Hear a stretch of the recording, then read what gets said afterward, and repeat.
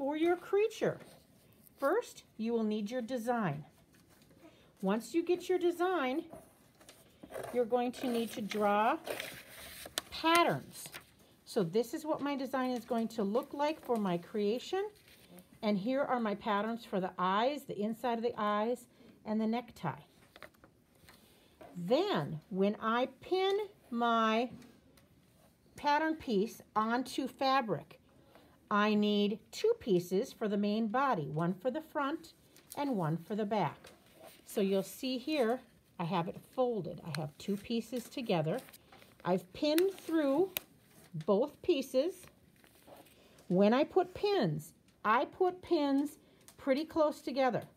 So anytime my scissors has to turn a corner, I want it pinned. I don't want my pattern piece and my fabric to separate from each other. I will finish cutting this. You will also need to pin on those smaller pattern pieces for the eyes, for the necktie. That happens to be my design.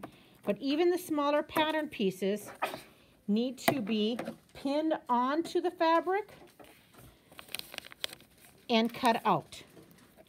You want to make sure that you're doing a good job. The better you cut and the more smoothly you cut, the better your end product is going to look. You are not in kindergarten. You already know how to cut.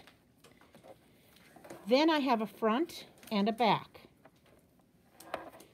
I take the back and I just set it aside. So now I'm just working on the front. And I have these pattern pieces already cut out of different color felt that I want. And there is what my creation is how I want it to look. For your assignment, at this point, when all of your pieces are cut out, before you start sewing anything on, you need to take a picture of this, put it on Notability, and submit it into Schoology. Once you start to sew, you're going to take some of these pieces off for the moment, and you're going to pin these pieces on. One pin likely won't be good enough because that piece can start to twist and move while you're sewing. So you pin these pieces on